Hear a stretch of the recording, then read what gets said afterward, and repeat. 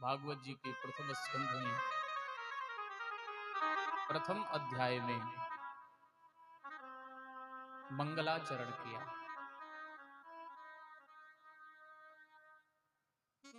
कितना मंगलाचरण? 3 मंगलाचरण।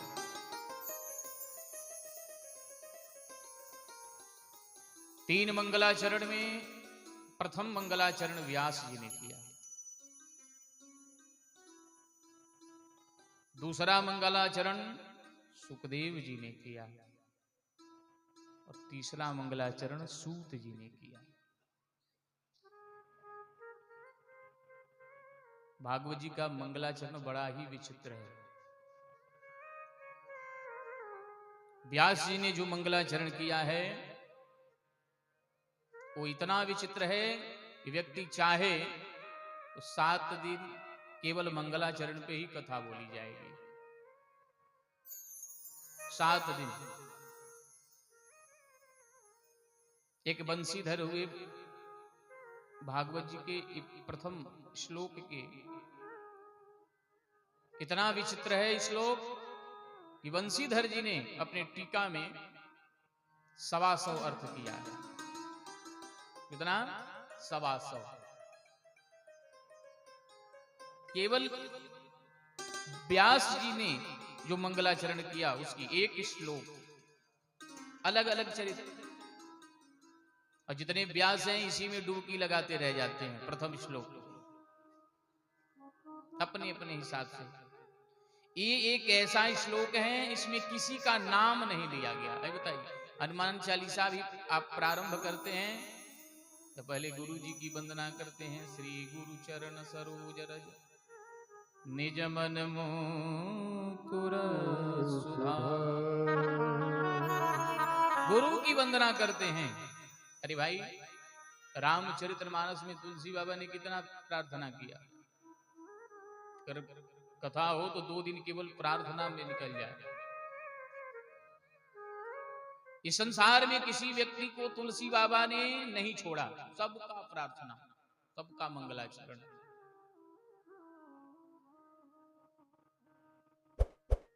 गणेश जी की वंदना, सरस्वती जी की वंदना, शंकर जी की वंदना, उमा की वंदना, स्वयं कवि कविश्वरौ, कवि यानी कि वाल्मीकि, और साथ में कपीश्वरौ हनुमान जी महाराज की,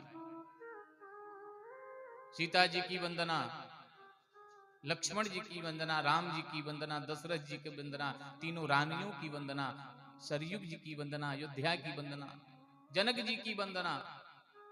कितनी वंदना गिनाए, केवल वंदना। अरे भाई, औरों की बात छोड़ो, तुलसी बाबा ने चोरों की भी वंदना कर दी, दुष्टों की वंदना, दुराचारियों की वंदना, किसी को नहीं छोड़ा। और देखो, तुलसी बाबा को लगा कि इसमें कोई छूट गया होगा, तो अंत में क्या कहते हैं? सिया राम में सब जग जानी, करहूं प्रणाम जोरी जुग पानी।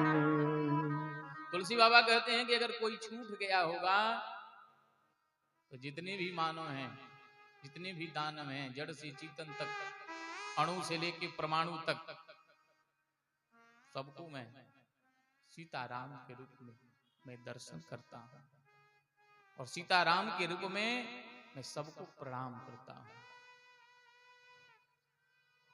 किसी ने पूछा कि भाई, दुष्टों की वंदना करने की क्या आवश्यकता थी? दुष्टों की वंदना क्यों की है? कहते हैं कि भैया, दुष्टों को जितना सम्मान आप करेंगे ना, वो अनुकूल रहेगा। जो भी व्यक्ति अगर पागल व्यक्ति हो या मूर्ख व्यक्ति हो, उसको आप जितना मारोगे उतना ही आग बरसेगा उसके अंदर से। वो मारने से नहीं मानेगा। किससे मानेगा? बोले जितना उसको दुलार करोगे, जितना प्रेम करोगे, प्रेम करोगे तो मानेगा, उसका सम्मान करोगे तो मानेगा, और डंडा गिराओगे तो मानेगा और उग्र हो जाएगा।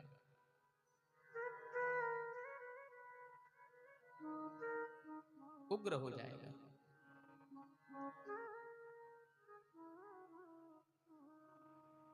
तुलसी बाबा ने उसी प्रकार वंदना किया जिस प्रकार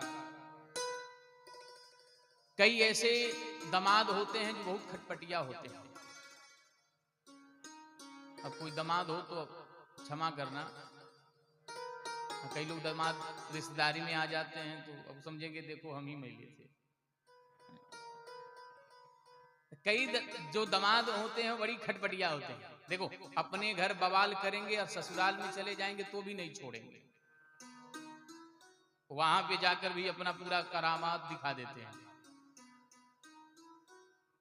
ऐसे दामाद अपने घर पिता ही है, ससुराल में भी चला जाएगा तो अपना शुरू कर देगा। जैसे घर पे रहता है यहां भी गाली गलौज शुरू कर देता है। लेकिन समझदार ससुर कौन होता है? कहीं मानिए दामाद जी आ गए और उस समय घर आपके घर भागवत कथा चल रही हो, किसी बेटी का विवाह हो और उसमें पहुंचे, ससुर समझ रहा है कि मेरा दामाद आएगा तो बिना गड़बड़ किए रहेगा नहीं, पूरा विवाह का दृश्य ही गड़बड़ कर देगा। तो ससुर जी क्या करते हैं, पहले से विचार बना के रखते हैं कि क्या करें ये आए, और उससे ऐसी व्यवस्था में लगा दें कि उसी में लगा रहे। कहीं ऐसा ना हो कि इस कथा को सुना दें तो कल से वो काम करना लोग बंद कर दें। समझदार ससुर क्या करता है, जैसे दामाद जी आए और दामाद जी को पेन कॉपी और एक थैला दे देता है। अरे दामाद जी मैं तो आपको बहुत देर से ढूंढ रहा था, आप आ गए। बोले क्या है? बोले क्या है, और जो माल वाली संपत्ति और किसी को तो दे नहीं सकते, अब हमारे करीबी आप ही हैं, ऐसा करिए अब पेन कॉपी ले लीजिए और इसमें जितने लोग आ रहे हैं सबका निमंत्रण आप लिखिए। हाँ सबका निमंत्रण लिखो आप। दामाद भी खुश हो गया, वाह वाह, धन दौलत का जो संपत्ति है, जो पैसा वाला काम है, मुझे ही ये बना रहा है। ओ भी प्रसन्न हो गया, वाह क्या बात है।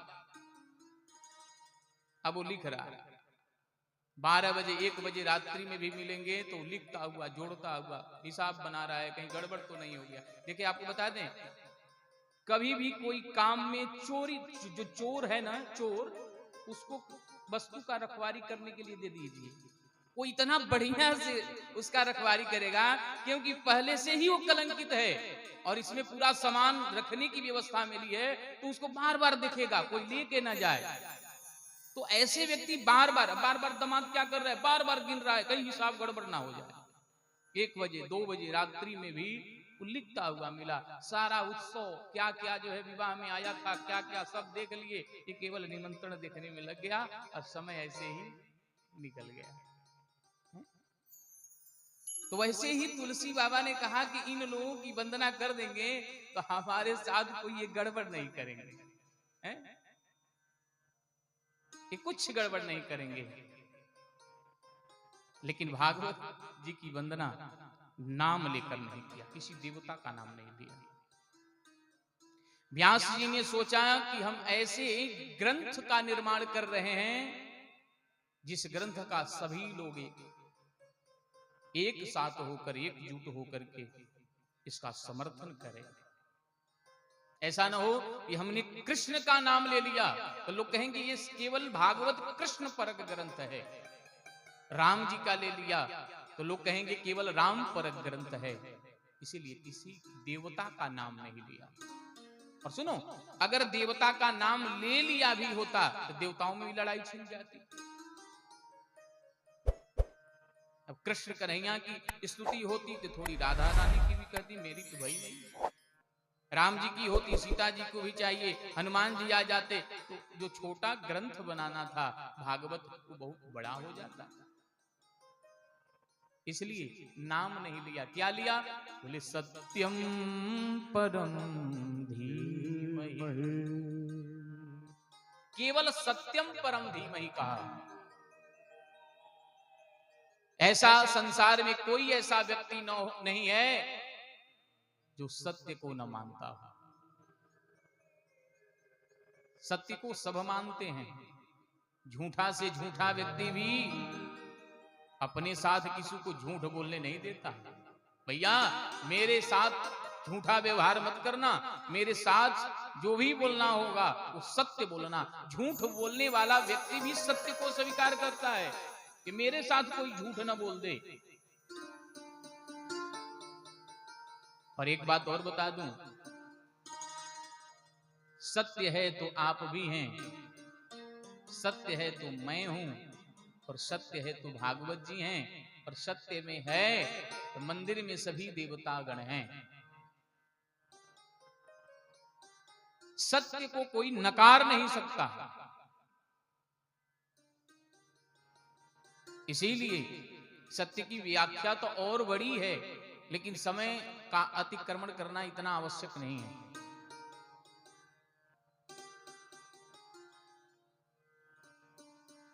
प्यारे, एक होता है सत्य और एक होता है परम सत्य। दूसरे श्लोक में बताया परम सत्य क्या है कि धर्म प्रोक्षित कई तबोत परमो निर्मत्सराणाम सता। धर्म प्रोक्षित, परम धर्म क्या है? बोले भगवान के चरणों में प्रीति होना, प्रेम होना। लेकिन कैसा प्रेम होना? बोले कई तो उत्तर प्रेम होना। कई तो उत्तर का मतलब प्रेम करते हुए भी भगवान से ऐसा ना हो कि भगवान का पूजन कर रहे हैं, यजन कर रहे हैं, और भगवान के पूजन यजन के बदले हम भगवान से कुछ मांग लें। ऐसा कभी नहीं करना चाहिए। क्या भगवान से मांगने का मतलब हम भगवान को नीचा दिखा रहे हैं? भगवान से मांगने का मतलब भगवान को हम नीचा दिखा रहे हैं। कैसे? कि भाई भगवान को मालूम नहीं है कि तुमको क्या चाहिए। इसलिए कहा गया है कि भगवान से मांगो मत। भगवान के सामने जब मंदिर में या कहीं भी जाओ तो भगवान के सामने अपने इतनी करुणा वेदना से भगवान के सामने रो। रोने की बात क्यों कही? रोने से क्या होगा भाई? मां को देखे हो? मां अपने बच्चे को, जो छोटा नन्हा सा बच्चा होता है, उसको कब उठाती है? अपने गोद में कब लेती है? जब वो बच्चा रोने लगता है। उसी प्रकार हम भी उस भगवान के बच्चे हैं। और भगवान क्या है? बोली मां भी भगवान है। अरे भाई जो पालन करता है वही तो मां है। प्रार्थना हम गाते हैं, त्वमेव माता च पिता त्वमेव त्वमेव बंधु च सखा त्वमेव विद्या द्रविडं त्वमेव त्वमेव सर्वं मम देव देव। सर्वप्रथम भगवान को क्या कहा? बोले मां। भगवान पहले मां है तब पिता है। बोले भगवान मां है। जैसे मां अपने बच्चे की पूरी व्यवस्था करती है, वैसे भगवान भी हम सबकी व्यवस्था करते हैं। मां सोने का काम करती रहेगी, लेकिन जब जैसे बच्चा रोएगा तो दौड़कर मां उसे अंक में भर करके अपने दुग्ध का पान कराना शुरू कर देती है। उसी प्रकार जब हम भगवान के सामने करुण होकर रोएंगे उस जगदीश को सुनाई देगा, उस परमात्मा को सुनाई देगा, तो परमात्मा दौड़ कर आएगा और तुझे गोद लगा लेगा, गले लगा लेगा। कभी भी भगवान के सामने जाकर कुछ मांगना नहीं चाहिए। केवट को आपने देखा ना, केवट भगवान को पार करा दिया। एक तो पार नहीं करा रहा था, भगवान ने बड़ा अनुनय विनय किया तो पार करा दिया। और जब पार करा दिया, राम जी ने कहा कि मैंने इसको कुछ दिया नहीं, कुछ नहीं दिया। सीता मैया को मालूम चला हो राम जी के पास कुछ है नहीं, इसीलिए संकोचित हो रहे हैं। सीता मैया ने तुरंत अपनी मुद्री को निकाला और राम जी को दे दिया, आप दे दो। लेके राम जी गए, केवट भैया ये ले लो। केवट ने कहा प्रभु आप भी पार लगाते हो और मैं भी पार लगाता हूं, फर्क इतना है तुम इस जगत से, भवसागर से पार लगाते हो और मैं नौका से पार लगाता हूं। प्रभु मैंने आपको पार लगाया है, आपसे बस एक ही इच्छा है कि जैसे मैंने आपको पार लगाया वैसे हमें भी पार लगा देना, और कुछ नहीं चाहिए। राम जी ने बहुत अनुनय विनय किया लेकिन लिया नहीं। इसको कहते हैं कई उत्तर प्रेम। राम जी चले गए, लखन भैया से कहा लखन भैया ऐसा करो, कहीं हमसे नहीं ले रहा है तुमसे ले लेगा, जाओ लेकर। लक्ष्मण भैया ने कहा ठीक है।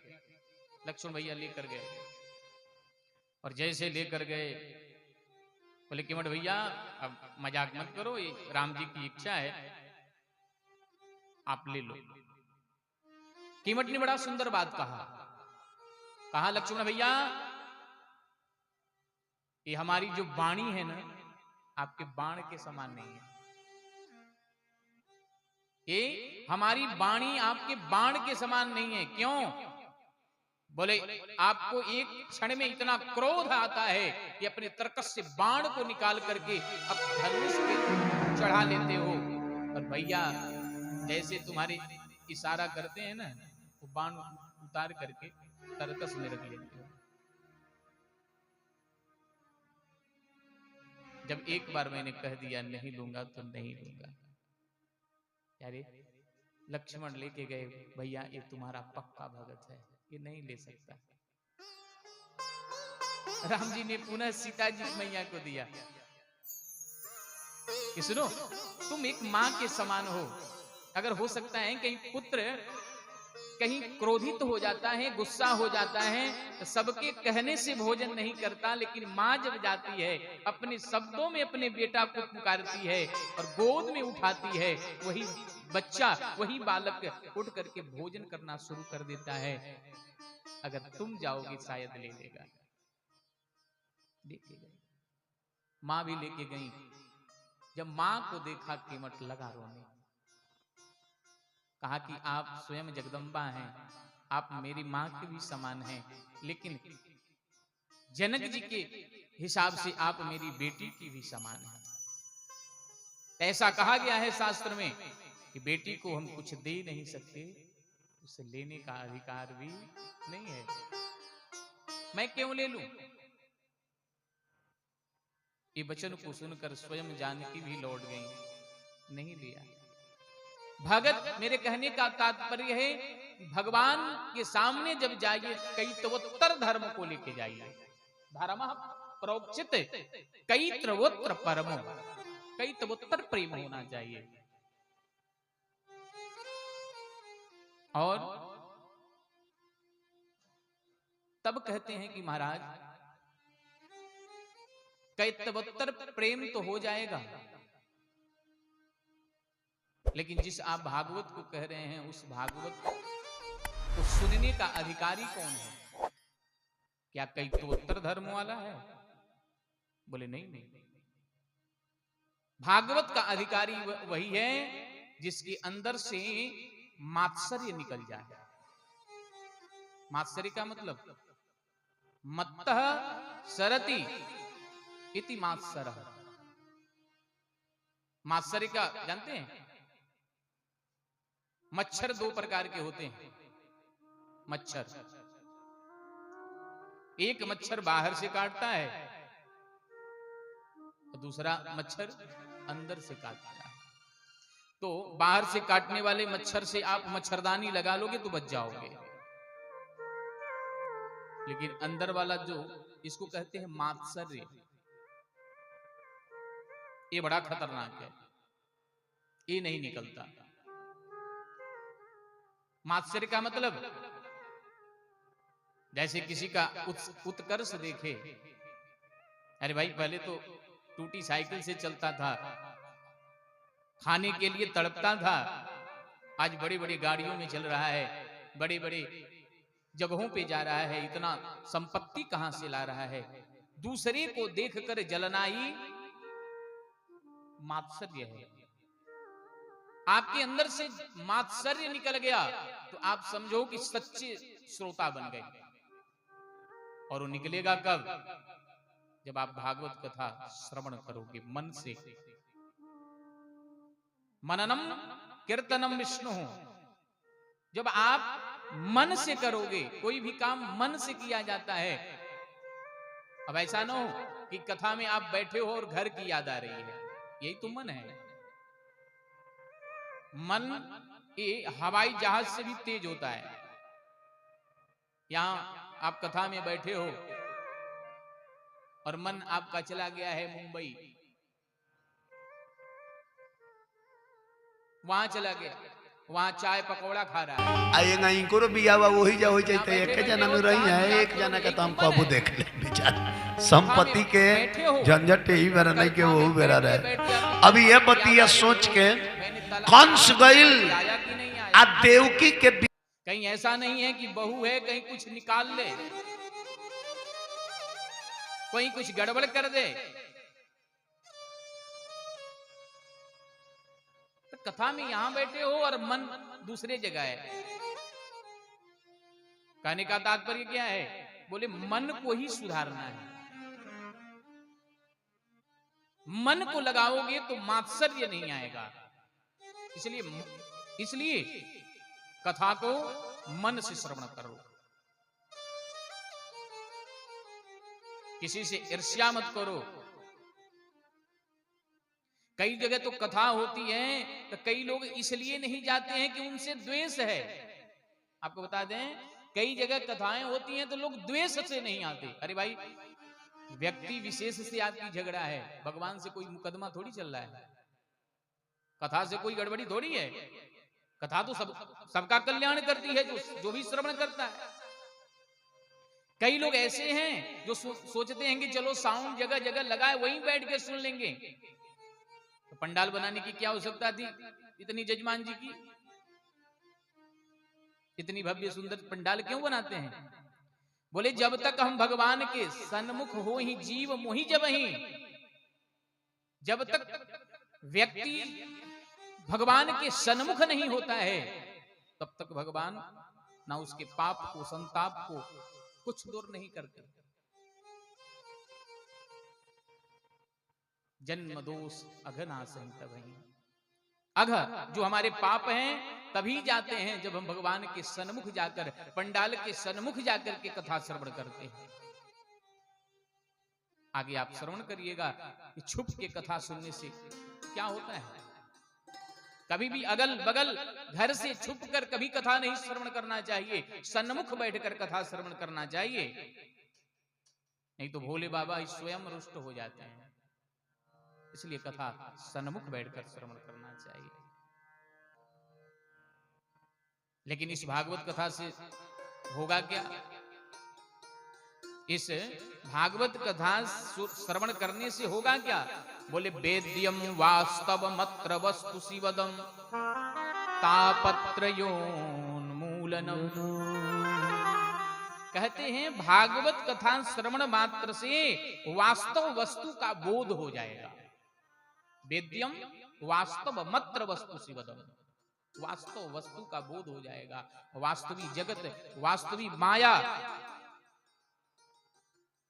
जो भी है ये सब आपको बोध हो जाएगा। जब बोध हो जाएगा तो होगा क्या? बोले शिवदम। शिवदम का मतलब शिवम कल्याणम ददाति इति शिवदः। शिव का मतलब ही होता है कल्याण।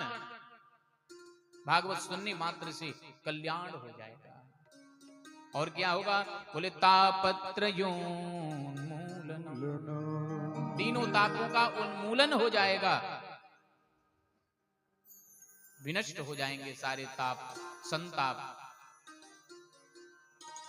श्रीमद् भागवते महामुनि कृते किंबा परैरीश्वरः।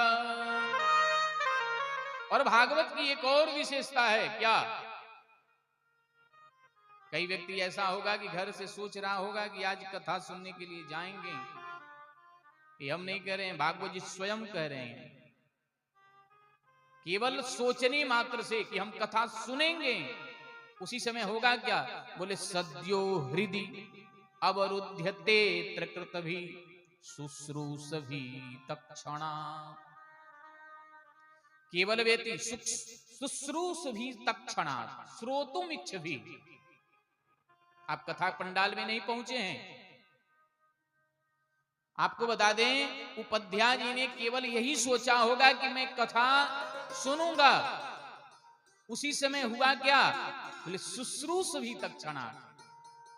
केवल इन्होंने इच्छा प्रकट करी कि मैं कथा सुनूंगा, तत्क्षणात हरि अवरुद्धते, उसी समय इनके हृदय में हरि अवरुद्ध हो जाते हैं। सद्यो हृदि अवरुध्यते कृतभि शुश्रूषभि तत्क्षणात्।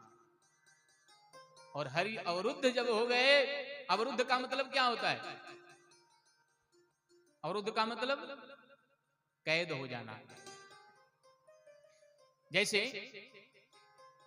जेल में जेलर साहब भी रहते हैं और कैदी भी रहता है, दोनों एक ही जगह हैं। लेकिन कोई पूछेगा कि भाई जेलर साहब कहाँ हैं, क्या व्यक्ति कहेगा?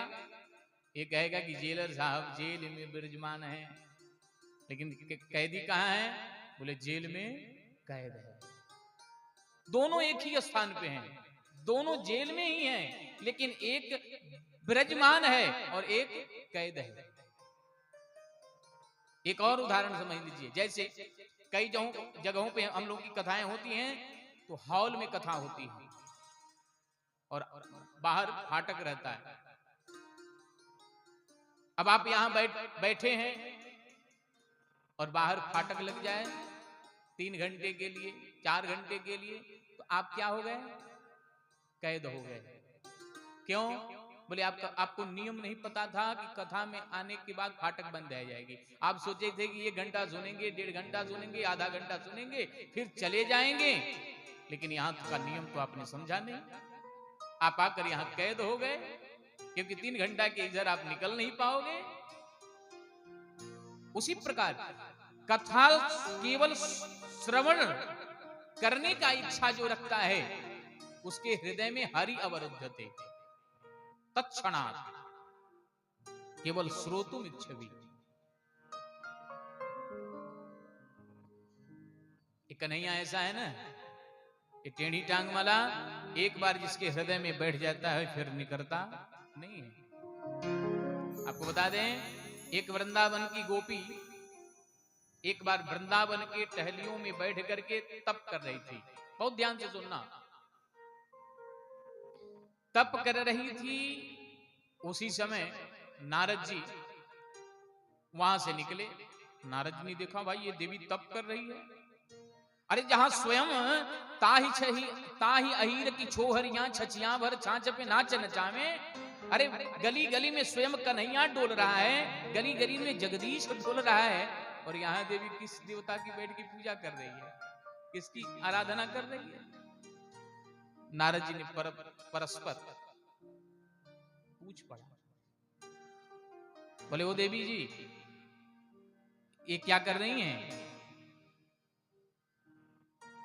देवी ने कहा कि नारद जी हम बताएंगे तो इसका आप समाधान करोगे कि नहीं करोगे? बोले भाई करने वाला हो तो आप तो अवश्य करेंगे। बोले महाराज इस कन्हैया को अपने दिल से निकारना चाह रही हैं। तो निकारना, अरे सारा योगी यति जन जो है अपने हृदय में बिठाना चाहते हैं, तू देवी बावरी होकर क्यों कन्हैया को निकार रही हो? बोले उस कन्हैया के चक्कर में महाराज आज कितनी गाली सुनी आपको क्या बताएं, उसके चक्कर में। बोले वो कैसे? बोले आज सुबह सुबह की ले लो। सुबह मैंने जैसे उठी तो मेरी सास मैया ने कहा देवी ऐसा करो गैया का दुग्ध निकाल दो।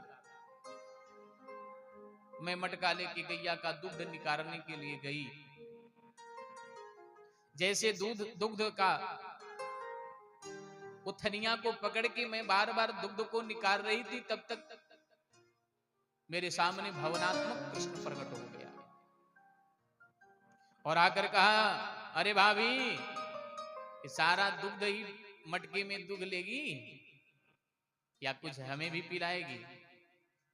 मैंने कहा कन्हैया जब तुम स्वयं पीने के लिए कह रहे हो, ऐसा करो तुम अपना मुखड़ा खोलो और तेरे मुखड़े में ही ये दुग्ध डाल देती हूं।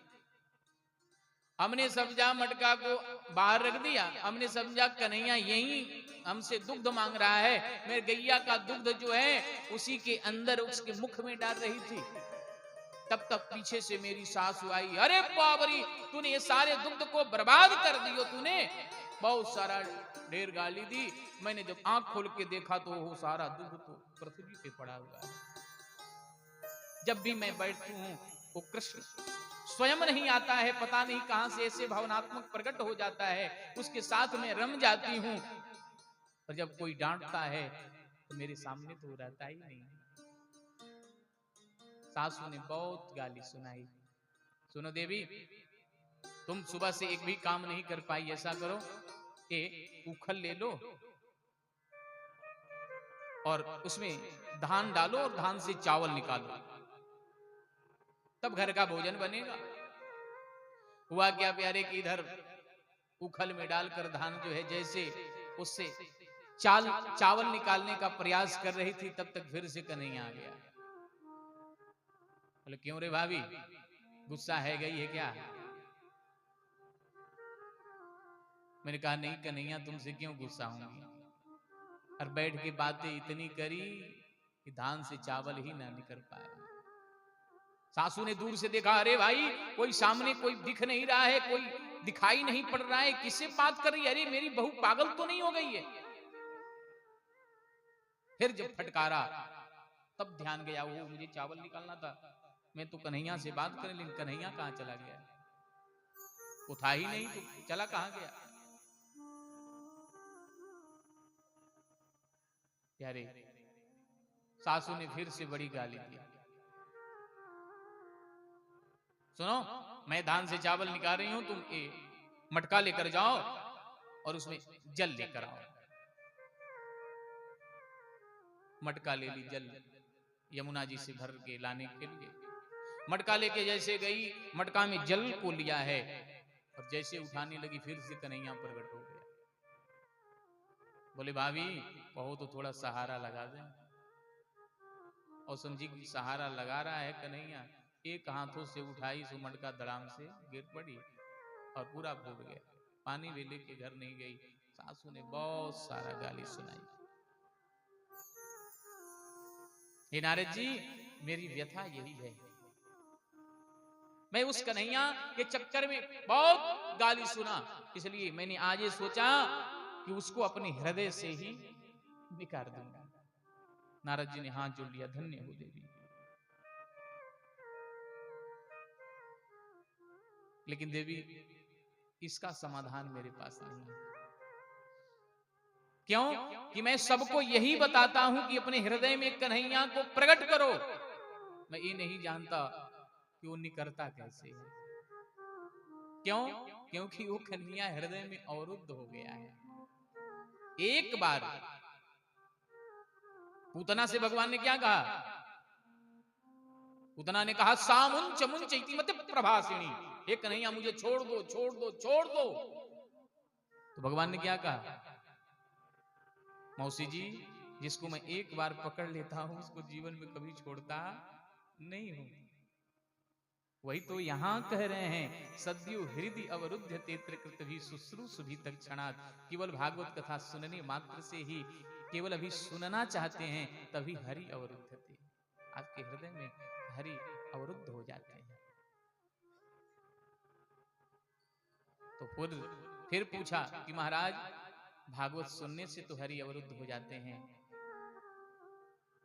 लेकिन आप कह रहे हैं वेद रूपी वृक्ष का एक परिपक्व फल है कि निगम कल्पतरोर गलितम फलम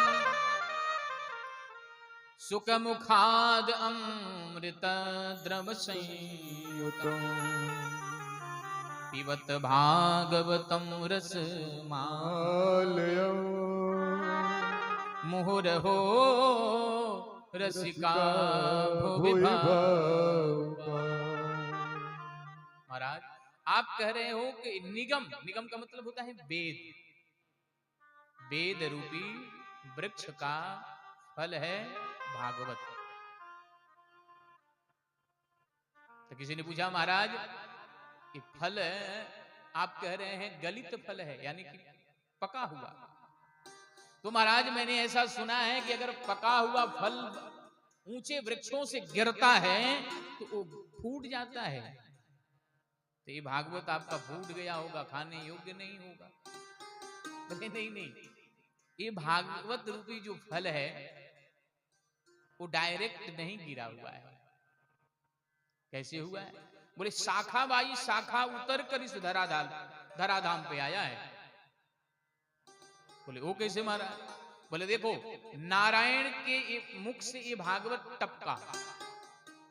नारायण ने कितने श्लोक में भागवत को टपकाया? बोले 4 श्लोकों में, जिसको चतुश्लोकी भागवत कहते हैं। ऊपर से नारायण के शाखा से ये टपका तो ब्रह्मा जी की शाखा पे ये अटक गया, और ब्रह्मा की शाखा से अटका ये टपका तो इधर आकर नारद की शाखा पे अटका। नारद की शाखा से टपका तो ये फल आकर व्यास जी की शाखा पे अटका, और व्यास जी के शाखा से टपका तो सुखदेव की शाखा पे अटका, और सुखदेव जी महाराज के माध्यम से परीक्षित को प्राप्त हुआ, और परीक्षित के माध्यम से सूत जी महाराज को प्राप्त हुआ, और सूत जी महाराज के माध्यम से हम आप सब श्रवण कर रहे हैं। हरि हरि हरि।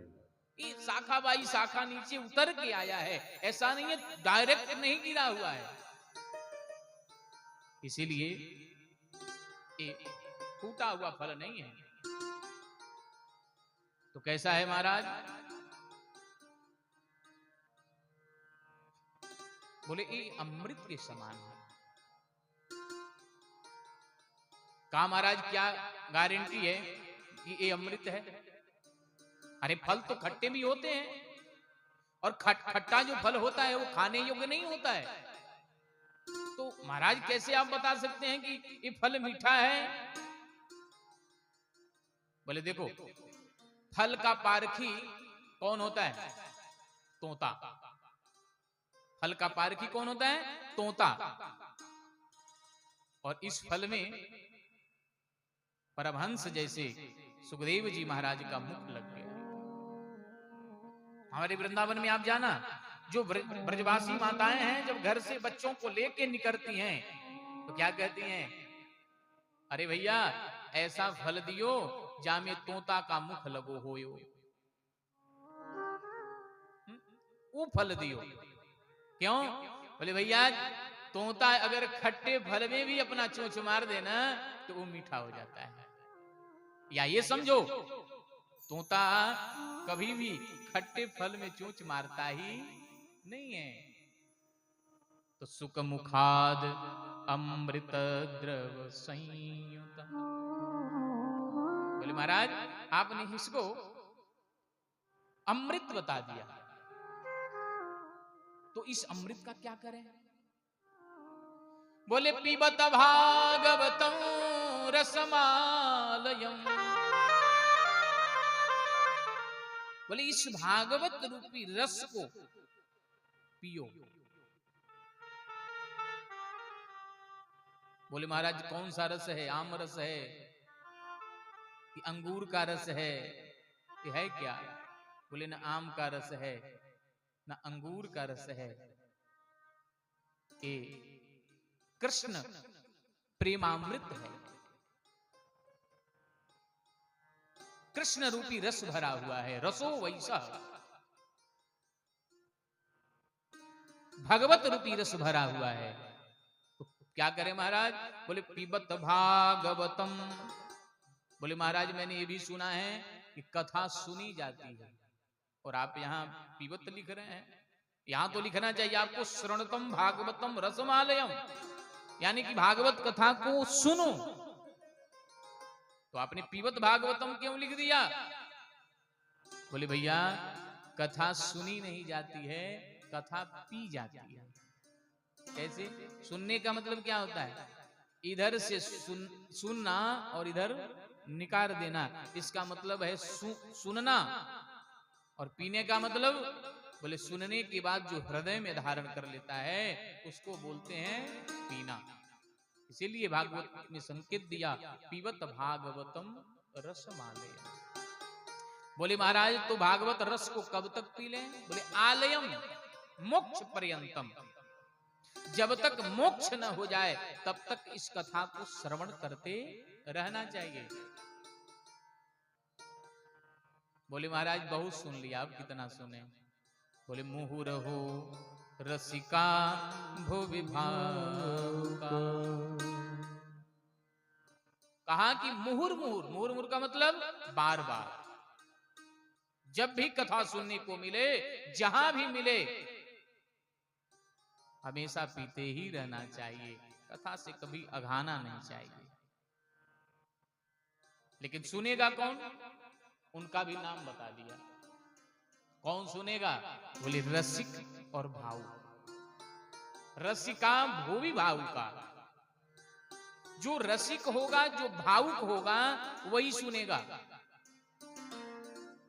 अन्यथा और लोगों की यहां आना वर्जित है। कौन सुनेगा? मुझे जो रसिक होगा, जो भावुक होगा, क्योंकि जो प्यासा होता है ना वही कुआं के पास जाता है, कुआं प्यासा के पास कभी नहीं जाता। लेकिन कई लोग ऐसे हैं कि गलती से पहुंच गए पीने के लिए, तो पिएंगे कम, प्रश्नों की झड़ी ज्यादा लगाएंगे। पिएंगे कम, आपकी व्यवस्था देखने के लिए आएंगे कि उपाध्याय जी ने क्या क्या व्यवस्था किया। कई लोग ये भी होते हैं। जैसे हमारे वृंदावन में आप जाओगे, जो बूढ़ी बूढ़ी माताएं हैं, वो अपने शरीर से सेवा करती हैं। क्या सेवा? बोले परिक्रमा मार्ग में मटके में जल लेती हैं और छोटे जो भी परिक्रमा करते हैं, अरे लाला आओ, क्या बात है भैया, पानी पी लो, पानी पी लो। तो जो प्यासा होगा वो तो पी लिया, लेकिन जो प्यासा नहीं रहता है वो क्या होता है? अरे मैया जल पिला तो रही हो लेकिन लाती कहां सो? और अरे लाला ये शुद्ध जल कुएं का जल है। अच्छा कुएं का जल पिला रही हो, इसको छानती हो कि नहीं? नहीं नहीं बेटा छानती भी हूं, पूरा शीतल है, बड़ा ठंडा है। अरे कहीं ऐसा ठंडा तो नहीं है कि गला खराब हो जाए? कि भाई साहब क्यों ऐसा कह रहे हैं? क्योंकि प्यास नहीं लगी है। और वही भाई साहब अगर रेगिस्तान में फंस जाएं और गला सूख रहा हो पानी की वजह से, और उस समय कहीं दूर पे पानी थोड़ा सा दिख जाए, उस समय भाई साहब पूछेंगे कि ये मैला है कि कुचैला है कि साफ है कि छान के भरा है, कैसा है? उस समय तो केवल यही लगेगा कि किसी तरह पी करके अपने प्राण को बचाएं। इसीलिए रसिक और भावुक की बात कही। प्यारे नैमिषारण्य तीर्थ में केवल आप मंगलाचरण सुने 3। अब कल के प्रसंग में चलते हैं, जहां नैमिषारण्य तीर्थ में 88,000 ऋषि संत बैठे हैं। इसका मध्यस्थ सौनक जी महाराज कर रहे हैं और व्यास पर पीठ पर सूत जी महाराज बैठे हैं। कल के प्रसंगों को सुनकर बड़ा ही आह्लादित हो गए। वाह महाराज, ये कथा तो सुनने योग्य है, इस कथा को अवश्य सुनना चाहिए। लेकिन महाराज, आपसे निवेदन है, हमारे पास जब तक एक कथा आपने सुनाया ना, इसी कथा को सुनते सुनते हमारे अंदर 6 प्रश्न प्रकट हुए हैं। कितना? 6। अब आपको बता दें, ये 6 प्रश्न के अंतराल में पूरी भागवत कथा समाप्त है जाएगी।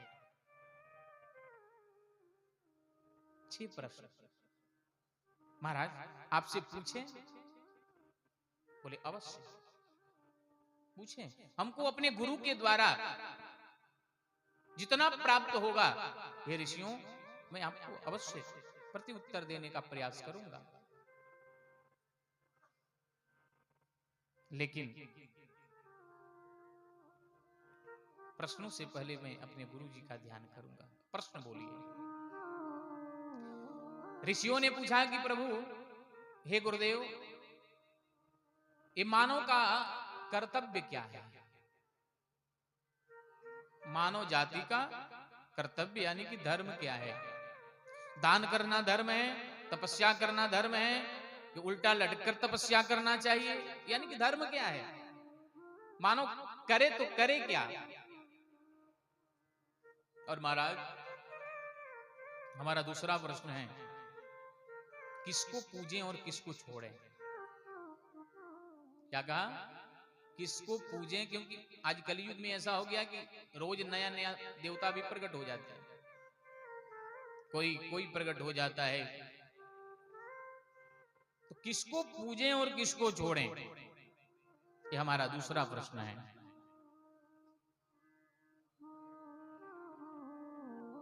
और महाराज हमारा तीसरा प्रश्न है कि भगवान क्यों आते हैं इस धराधाम पे? भगवान क्यों आते हैं? अरे भाई, राक्षसों को, कई कहते हैं कि राक्षसों को मारने के लिए आते हैं, लेकिन पंचम स्कंध में क्या लिखता है? रक्षो वधायै न केवलम विदु। भगवान राक्षसों को मारने के लिए नहीं आते हैं। क्यों आते हैं? इसका आप हमें उत्तर दें। और महाराज आते भी हैं तो भगवान की अवतार कितने हैं? कई कहते हैं कभी राम बन के, कभी श्याम बन के चले आना प्रभु जी, चले आना। कितने अवतार हैं बताएं प्रभु। और हे गुरु जी, पांचवा हमारा प्रश्न है, यत सार मनीषया। हे गुरु जी, जो भी मैंने प्रश्न किया है उसको सार रूप में, ऐसा ना हो गुरु जी कि आप गागर से सागर भरकर सुनाने लगे तो समय उसी में बीत जाएगा, क्योंकि समय नहीं है। अरे भाई, उस समय ऋषियों के पास ऐसा नहीं है कि समय नहीं था, लेकिन आजकल की व्यवस्था को देख कर कह रहे हैं कि समय नहीं है। इसलिए सार सार गहन करके हमें बताइएगा।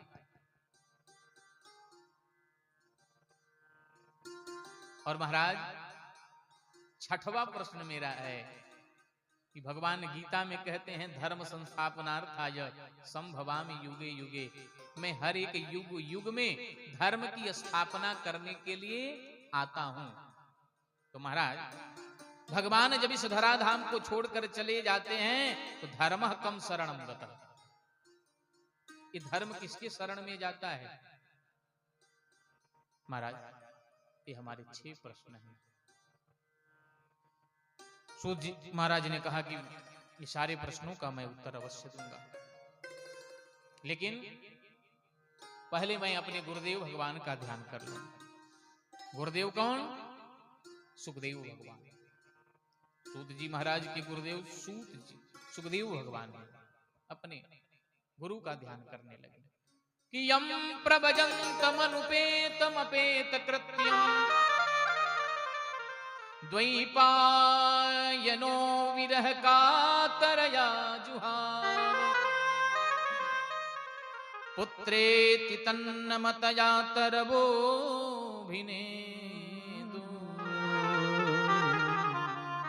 तम सर्वभूत हृदयं मुनिमानतोऽस्मि। अपने गुरु जी का ध्यान कर रहे हैं। क्या बोले? यम प्रभजन्त, जन्म लेते ही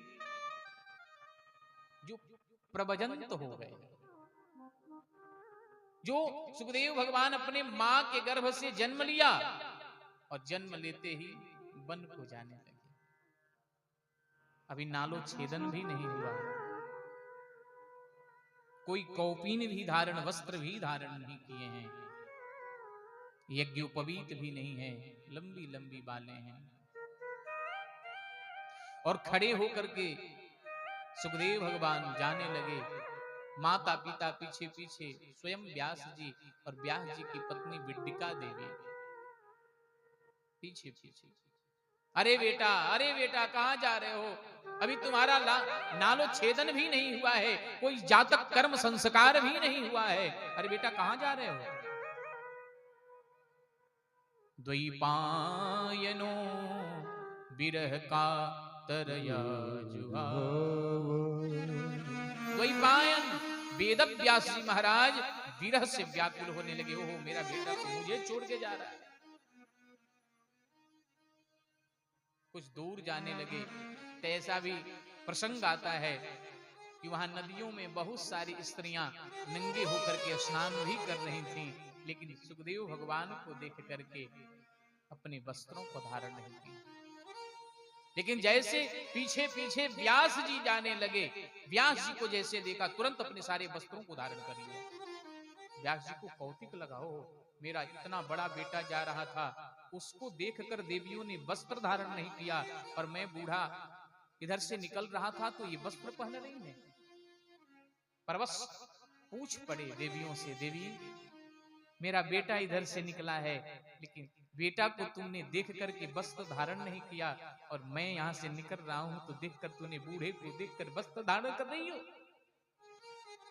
देवियों ने बड़ा सुंदर उत्तर दिया, महाराज आप जगत को जानते हो, जीव को जानते हो, माया को जानते हो, लेकिन आपका जो पुत्र है न जगत को जानता है, न जीव को जानता है, न माया को जानता है। वो तो निर्विकार है, वो तो ये भी नहीं जानता है कौन स्त्री होती है और कौन पुरुष होता है। वो तो एक समान देखने वाला है। और आप तो जगत में रहते हो महाराज, आप सारे वेद को जानते हो।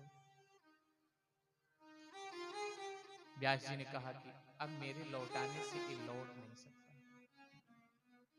फिर भी उन्होंने जब जंगल में सुखदेव भगवान चले गए, इन्होंने आवाज दिया, अरे सुखदेव, अरे बेटा। तो जंगल में देखिए ना, जंगल में बोलने के बाद आवाज रिटर्न होती है। सुखदेव को लगा कि ओ इधर मेरे पिताजी बुला रहे हैं, इधर जंगल भी बुला रहा है, कहां जाएं? पिताजी को ममता को त्याग करके सीधे जंगल में चले गए। ऐसे भगवान के चरणों में क्या करते हैं? सर्वभूत हृदयं मुनिमानतोऽस्मि। ऐसे भगवान के चरणों में बारंबार, सुखदेव जी के चरणों में बारंबार प्रणाम करते हैं। ये ध्यान किया। सूत जी ने अपने गुरुदेव को प्रणाम किया है, नारायण भगवान को प्रणाम किया, नर और नारायण को प्रणाम किया है, देवी सरस्वती को भी प्रणाम किया। नारायणं नमस्कृत्य नरं चैव नरोत्तमं देवीं सरस्वतीं व्यासं ततो जयमुदीरये। सरस्वती को भी प्रणाम किया सूत जी ने। और ऋषियों से पूछा, ऋषियों तूने पहला प्रश्न यही तो किया था, मानव का धर्म क्या है। तो मानव के धर्म को बताते हैं कि सवैव पुंसाम परो धर्मो यतो भक्तिरधोक्षजे अहेतुक्यां प्रतिहता ययात्मा संप्रसीदति। सवैव पुंसाम परो धर्मो यतो भक्ति रथोक्षजे। देखिए यहां भी वही बात कह रहे हैं जो आगे आप सुने हैं कई तो उत्तर धर्म का, यहां भी वही कह रहे हैं धर्म प्रोक्षित कई तो उत्तर परमो नहीं कह करके सवैव पुंसाम परो धर्मो यतो भक्ति रथोक्षजे। भक्ति कैसी होनी चाहिए, बोले अधोक्षज भक्ति होनी चाहिए। अधोक्षज का मतलब भगवान से न मांगना, लेकिन जीव का स्वभाव होता है मांगना। जीव का स्वभाव होता है मांगना। एक भगत था, भगवान का बड़ा ही प्रिय भगत था। भगवान से कहता क्या, हे प्रभु मेरा स्वभाव है मांगना, लेकिन हे प्रभु हम मांगे ना आप देना मत। क्या कहता है, मैं अगर मांगू तुझे पर तुम न कुछ देना मुझे, वरना आशिक नहीं मजदूर हो जाऊंगा मैं। प्रभु मैं जीव हूं, मेरा स्वभाव है मांगना, लेकिन हे प्रभु मैं अगर आपसे कुछ मांगू तो आप देना मत। अगर आप दे दोगे तो मैं आपका आशिक नहीं, मैं आपका दीवाना नहीं, मैं आपका प्रेमी नहीं, मैं आपका भगत नहीं, मैं तो एक मजदूर हो जाऊंगा। मैंने आपका पूजन किया, आपका भजन किया और भजन के बदले आपने कुछ हमें दे दिया, इसका मतलब हो गया मजदूरी। मैं तो मजदूर हो जाऊंगा। इसलिए मानव का कर्तव्य है कि भगवान के चरणों में दिन रात लगा रहे, लगते हुए भी भगवान से कुछ न मांगे, और जो नहीं मांगेगा वही अहितुक्याम प्रतिहता ययात्मा संप्रसीदति, अपने जीवन को भगवान के चरणों में लगा दे। यही कहे प्रभु हमें किसी भी प्रकार से दास बना लो। कैसे, मुझे दास बना कर रख लेना भगवान तू अपने चरणों में। मुझे दास बना कर रख लेना भगवान तू अपने चरणों में। मुझे दास बना कर रख लेना भगवान तू अपने चरणों में। मुझे दास बना कर रख लेना भगवान तो अपने चरणों में। भगवान तू अपने चरणों में। भगवान तो अपने चरणों में। भगवान हो अपने चरणों में। भगवान तो अपने चरणों में। मुझे दास बना कर ताली बजा के लेना भगवान तू अपने चरणों में। मुझे दास बना कर रख लेना भगवान तो अपने चरणों में। सबका है मीठी मीठी ताली से सेवा देते हुए प्यारे।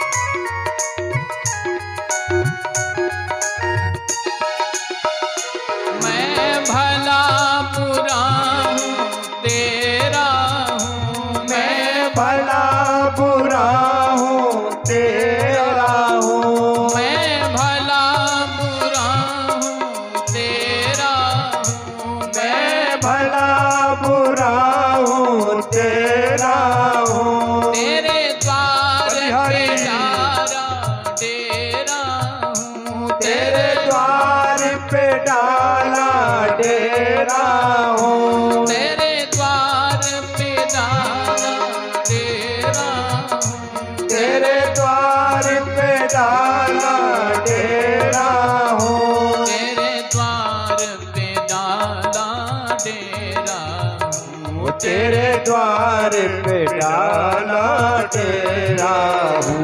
मुझे जान पे जान के रख लेना, मुझे चाकर जान के रख लेना, भगवान तू अपने चरणों में, मुझे दास बना कर रख लेना, भगवान तो अपने चरणों में।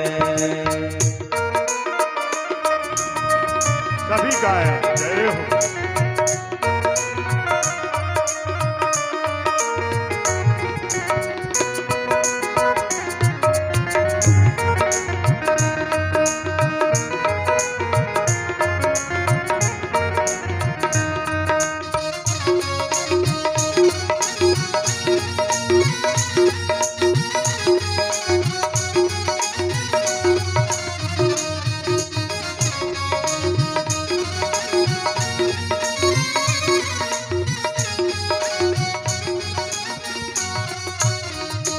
जब अधम से अधम को तारा है, जब अधम से अधम को तारा है, जब अधम से अधम को तारा है, जब अधम से अधम को तारा है, उसमें भी नाम हमारा है, उसमें भी नाम हमारा है, उसमें भी नाम हमारा है, उसमें भी नाम हमारा है, उसमें भी नाम हमारा है, उसमें भी नाम हमारा है।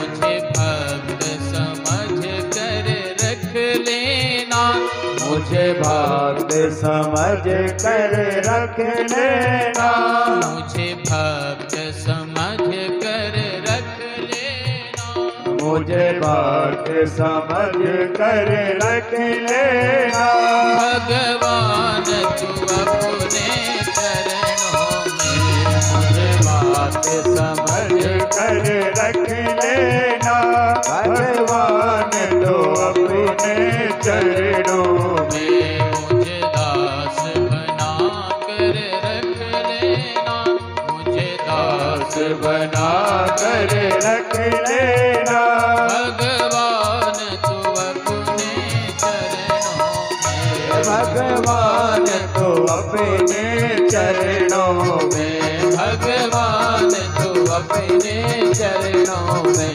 भगवान तो अपने चरणों में, भगवान तो अपने चरणों में। बोलिए भागवत भगवान की जय। भगवान से बस यही निवेदन करना है, हे प्रभु मैं जैसा भी हूं आपका भगत हूं। तो हे ऋषियों, आपने दूसरा प्रश्न किया कि किसको पूजें और किसको छोड़ें, क्योंकि एक ऐसा भी नियम है कि एक मंदिर के गर्भगृह में ज्यादा प्रतिमाएं नहीं होनी चाहिए। ये शास्त्र का नियम है। राम परिवार है तो राम का पूरा परिवार रहे, शिव परिवार है तो शिव का पूरा परिवार रहे। ऐसा न हो कि सारी देवताओं को उसमें डाल दिया जाए। क्यों? कि एक गांव में एक मंदिर था, एक माताएं पूजा करने गई, घर से एक लोटिया हिंड पाइप का जल ली, बिल्वपत्र ले ली और मिश्री ले ली, चली गई गांव की मंदिर में पूजा करने। वहां तो देखा तो बहुत सारे देवता बैठे, लगी पूजा करने, किसी को कुछ चढ़ाया, किसी को कुछ चढ़ाया, थोड़ा सा जल चढ़ाती हैं, बिल्वपत्र चढ़ाया, चिनिया बादाम चढ़ाया। चढ़ाते चढ़ाते ऐसा हुआ कि जो जल लेके गई थी वो भी समाप्त, और जो बिल्वपत्र आदि लेके गई थी वो भी समाप्त। देवता बच गए 5। कितने देवता बच गए? 5। अब देखो हुआ क्या, अब सामान खत्म, अब घर लौटने लगी। घर लौटने लगी तो कहीं ओ अब देखो शंकर जी को चढ़ा दिया, गणेश जी वैसे देखते रह गए, उनको तो कुछ चढ़ाया ही नहीं। अरे देखो ना, देखो मैया को चढ़ा दिया, भैरव बाबा तो हमें देख रहे होंगे, कहेंगे देखो सबको चढ़ा दी, हमको छोड़ दी। अरे भाई आपको होगा कि नहीं होगा? आप जाओगे 2-4 देवता छूट जाएं तो आपको थोड़ा अफसोस तो होगा ही होगा कि देखो सबको चढ़ा दिया, उनको छोड़ दिया। ऐसा भी तो नहीं होना चाहिए।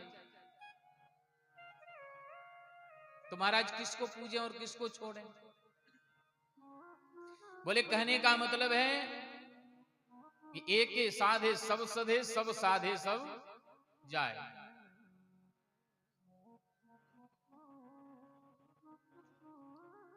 सूत जी महाराज कहते हैं कि जीवन में एक में निष्ठा रखनी चाहिए, एक में। कई लोग तो आजकल गुरु भी बदलते रहते हैं, आज उनको बना लिया, फिर उनको बनाया, फिर उनको बनाया। अरे गुरु शरीर थोड़ी है, गुरु के दिया हुआ जो मंत्र है वही तो गुरु है। मंत्र पर विश्वास करो, गुरु नहीं बदलना चाहिए।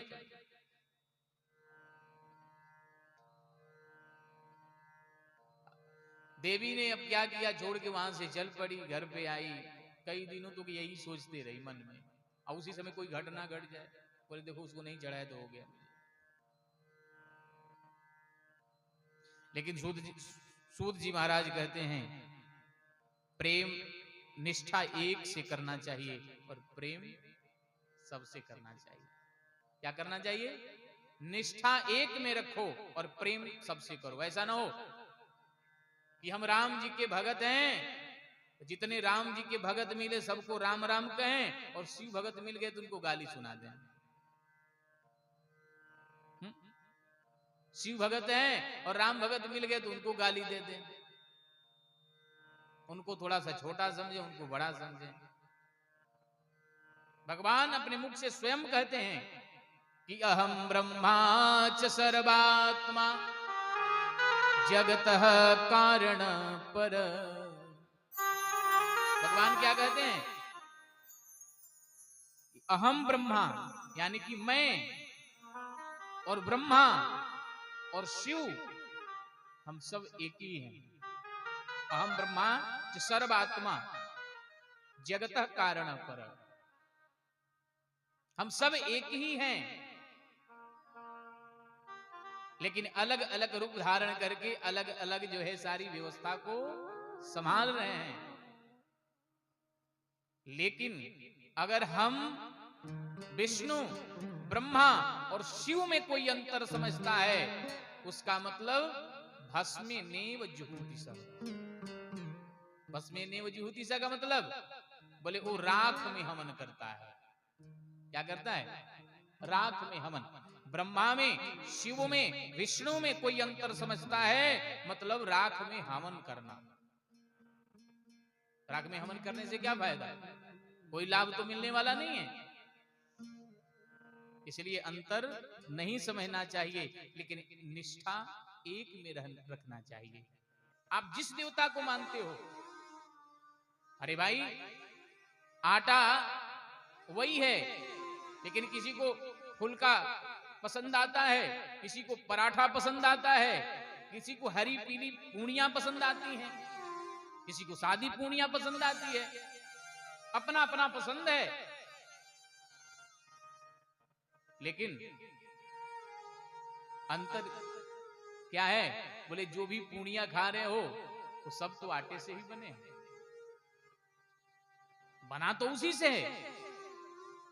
इसलिए किसी में अंतर नहीं समझना चाहिए। अरे भाई, किसी को भोले बाबा पसंद है तो किसी को छैल छबीले कन्हैया जी पसंद है, किसी को राम जी पसंद है तो किसी को हनुमान जी पसंद है। अरे सब रूप तो एक ही है। जैसे जो भगवान विष्णु हैं सबकी जड़ है। क्या है? जड़। आगे आप सुनना तो सृष्टि का विस्तार होगा। भगवान नारायण के ही नाभि कमल से ब्रह्मा की उत्पत्ति हुई और ब्रह्मा के द्वारा ही सब सृष्टि का विस्तार हुआ। जड़ तो वही है। लेकिन एक बात बताओ, जब वृक्ष ऊपर जाता है तो उसमें से अनेक डालियां निकलती हैं, उसके पत्ते होते हैं, फल होते हैं, लेकिन आप एक भी डाली को काटोगे तो कष्ट किसको होगा? जड़ को होगा ना। कष्ट तो उसी को होगा। साधारण सिंपल सा उदाहरण समझो, ये आपका शरीर है, इसमें उंगली है, पैर है, हाथ है, मुख है, दांत है। आपने देखा होगा कई बार भोजन करते हैं या बातें करते हैं तो क्या होता है? हमारी जिह्वा कट जाती है। क्या होती है? जिह्वा। विचार करते हैं भाई, ये प्यारी सी जिह्वा, ये 32 जो है, इसको घेर के बैठते हैं, जहां इधर उधर होती है टपक खाते हैं। कष्ट भी होता है, क्रोध भी होता है, लेकिन किसी ने क्रोध करके अपने दांत को तोड़ा है क्या? कि बहुत दांत बदमाश हो गए हैं। किसी ने तोड़ा? क्यों नहीं तोड़ा? बोले जिह्वा कटी है तो दर्द हमें ही हो रहा है, और दांत तोड़ेंगे तो दर्द हम ही को होगा। लेकिन अलग अलग सब अंग हैं। इसलिए जितने भी देवता हैं ये भगवान के सब अंग हैं। इसलिए किसी के प्रति ईर्ष्या भाव नहीं रखना चाहिए। तुम अपने भगवान को खूब मानो। क्या आप राम जी को मानते हैं तो महाकालेश्वर नहीं जाएंगे? क्या नहीं जाएंगे? अवश्य जाएंगे। लेकिन आप जाकर के महाकालेश्वर भगवान के पास जाकर कहेंगे, हे भोले बाबा, पहले राम जी की माला 10 जपते थे, अब धीरे धीरे पता नहीं क्यों कम हो रहा है। हे प्रभु, ऐसी कृपा करिए कि राम जी की माला आपकी तरह और जपने लगे। हरि हरि हरि। क्या शिव भगत हैं तो अयोध्या जी नहीं जाएंगे? जो मंदिर बन रहा है वहां नहीं जाएंगे उद्घाटन में? आप फिर दर्शन करने नहीं जाएंगे? जाएंगे। लेकिन राम जी के चरणों में प्रणाम करके कहेंगे कि हे राम जी, पहले भोले बाबा को बहुत मानते थे, बहुत सेवा करते थे, बहुत जप करते थे। हे राम जी, आपकी कृपा हो जाए तो भोले बाबा से और प्रेम हो जाए।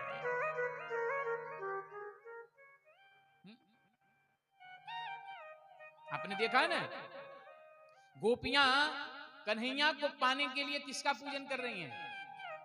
मालूम है? कन्हैया को पाने के लिए किसका पूजन करती हैं? अंबिका मैया की। किसका? अंबिका मैया की। और सुनो, अंबिका मैया को अंबिका मैया की पूजा कर रही हैं और मांग किसको रही हैं? कन्हैया को। देखो मंत्र भी बोलती हैं कि कत्यायनी महामाये महायोगिन्नधीश्वरी नंद गोपसुतम देवी पतिम में नमः। मंत्र देखो क्या कहती है, हे मैया, आपकी पूजा हम इसीलिए कर रही हैं कि नंद गोपसुतम देवी, हे देवी, जो नंद का लाला है, जो नंद का छोरा है, वो मुझे पति रूप में प्राप्त हो जाए। पूजा कर रही है माता जी को, माता जी की पूजा कर रही हैं और मांग रही हैं कन्हैया जी। सीता जी भी तो यही की। सीता जी ने पुष्पवाटिका से प्रवेश करके कात्यायनी माता के पास पहुंचती हैं, प्रणाम करती हैं, मांगती हैं राम जी को। इसीलिए कहा, निष्ठा जिसमें लगा के रखते हो उसमें निष्ठा को मत छोड़ो, लेकिन ऐसा न हो कि और किसी को गाली दो। जैसे पति का दर्जा पत्नी से कोई नहीं ले सकता। पति का दर्जा पत्नी से कोई नहीं ले सकता। तो क्या हम अपने पति को ही सब कुछ मानेंगे? अरे भाई, पति की आरती उतारो, पति की सेवा करो, और ऐसा भी तो नहीं है कि पति की खूब सेवा करो और सासू जी को डंडा मारो। पति की, अरे पति हमारे सब कुछ है, उन्हीं की सेवा करेंगी, चरण दबाओ, आरती उतारो, सब कुछ करो, लेकिन सास से भी तो दुलार करो, ससुर से भी तो दुलार करो, देवर से भी तो प्यार करो। कहने का मतलब है निष्ठा तुम अपने पति में लगा के रखो, लेकिन पूरी परिवार से वैसे ही व्यवहार करो जैसे सूत जी महाराज बता रहे हैं। सबसे प्रेम करते हुए अपने पति के साथ प्रेम पूर्वक रहो, ये आचरण है। एक साधे सब सधे, सब साधे सब इस प्रकार से बड़ी ही सुंदर से दिव्यता के साथ उत्तर दिया सूत जी ने, और कहा, हे ऋषियों, तुमने तीसरा प्रश्न किया कि भगवान क्यों आते हैं? क्या राक्षसों को मारने के लिए आते हैं? भगवान आने का कारण क्या है? एक बार एक व्यक्ति ने हमसे पूछा कि ये बताइए, भगवान विष्णु ही क्यों बार बार अपना अवतार लेकर आते? अरे कभी ब्रह्मा जी को भी भेज देते, कभी शंकर जी को भेज देते, बार बार स्वयं अपने ही आते हैं। भगवान विष्णु कौन है? उनका काम क्या है? पालन करना। जब सृष्टि में कोई पालन में गड़बड़ी होती है, जब भक्त कष्ट पाता है, भक्त जब भगवान का दर्शन करना चाहता है, तो स्वयं भगवान अवतार लेकर के आते हैं। उदाहरण से समझिए, जैसे दो मित्र थे, एक मित्र विदेश चला गया और एक मित्र इंडिया में ही रह गया।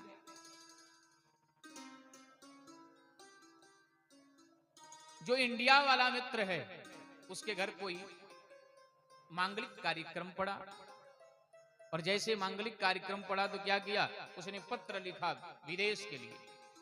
विदेश के लिए लिखा, पत्र गया, मित्र ने देखा पत्र को और छोड़ दिया, बोले चल फिर चलेंगे, कभी नहीं आया।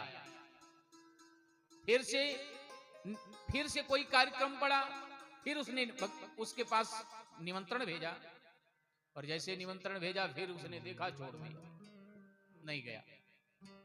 तीसरी बार कड़े शब्दों में लिखा, सुनो, अगर इस बार नहीं आए तो राम राम, अब इसके बाद कोई निमंत्रण नहीं भेजेंगे। जब कड़े शब्दों में पत्रों को देखा, कहा भाई अब तो जाना ही पड़ेगा। जब कड़े पत्र को देखा, तुरंत क्या किया, कहा भाई मित्र गुस्सा हो गया, अब तो जाना ही पड़ेगा। आया उसके घर, और उसके घर रह करके पूरे काम को बटाया, साथ में रहा। जब उत्सव खत्म हो गया तो सोचा, ओहो आए हैं तो थोड़ा अपने पूर्वजों के घर पे भी चले। पूर्वजों के घर पे जैसे अपने घर में प्रवेश करना शुरू किया तो क्या देखा, पूरे दीवार के जितने भी स्टेम्बर लगे थे सब पूरा नीचे गिर रहा है, सीमेंट बार बार उतर रहा है। अंदर प्रवेश किया तो क्या देखा, इतने पूरे व्हील के गड्ढे लगे हुए हैं। और अंदर गया तो क्या देखा, कितने मकड़ी की जाले लगी हुई हैं। तो सोचा ऐसा करते हैं, अब पूर्वजों का घर है, थोड़ा इसका डिस्टेंबर चेंज करा दे रहे हैं, इसको बढ़िया तरीके से बदवा दे रहे हैं, जो भी गड्ढा है उसको दूर कर दे रहे हैं, जितने भी जाले लगे हैं सबको साफ कर दे रहे हैं। अरे भाई, वो घर बनवाने के लिए थोड़ी आया था, ये सारे गड्ढे साफ करने के लिए थोड़ी आया था, ये जाले को उतारने के लिए थोड़ी आया था। लेकिन सोचा जब आ ही गए हैं तो ये भी काम करते चलें। उसी प्रकार भगवान जब बार बार अपने पत्रों को, भक्त जब अपने भगवान के पास बार बार पत्र लिखता है भगवान अनसुनी कर देते हैं, लेकिन जब कड़े शब्दों में पत्र को लिखता है तो भगवान को स्वयं आना ही पड़ता है। उसको देखने के लिए, उसकी रक्षा करने के लिए जब भगत के पास आते हैं तो भगवान क्या देखते हैं? इधर रावण, इधर कुंभकर्ण और रावण के समान गड्ढे हुए, तो सोचते हैं भगवान चलो इसको भी साफ करते चलो। दूसरे कोने में आते हैं तो देखते हैं क्या है, बोले ये तो हिरणाक्ष और हिरण्याकश्यपु के समान ये सारा जो है दीवाल गिर रहा है, तो थोड़ा इसको भी साफ कर दो। आते हैं तो देखते हैं शिशुपाल और दंतवक्त्र के समान इतने जाले लगे हैं, तो सोचते हैं भाई इसको भी साफ करते चलो। अरे भाई राक्षसों को मारने के लिए तो नहीं आए थे, लेकिन देखा कि भाई इन लोगों को नहीं मारेंगे तो दुराचार और बढ़ता जाएगा, और भगवान आकर के इन सब का वध करते हैं। केवल भगवान राक्षसों को मारने के लिए नहीं आते हैं, अपने भक्तों के लिए आते हैं, सज्जन पुरुषों के लिए आते हैं, ब्राह्मण और गौओं के लिए आते हैं। तो पूछा चौथा प्रश्न क्या किया था? चौथा किया था कि हे सूत जी महाराज, भगवान के अवतार कितने हैं? सारे अवतारों को बताया कि 24 अवतार हैं, और पूरे अवतारों की कथा आप श्रवण करते जाएंगे भागवत जी में, कैसे कैसे अवतार हुआ आगे की कथाओं में। मुख्यतः भगवान के 24 अवतार हुए।